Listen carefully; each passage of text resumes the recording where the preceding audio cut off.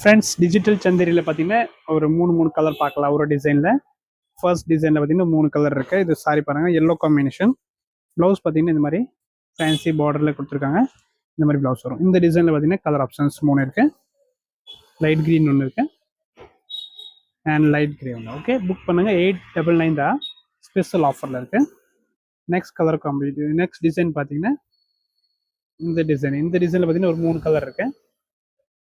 ஓப்பனையும் பார்த்தீங்கன்னா இந்த மாதிரி வந்துடும். ப்ளவுஸ் எல்லாமே டிசைன் வரும். இந்த கலர் பாருங்கள், கிரே ஒன்று அண்ட் ப்ளூ ஒன்று.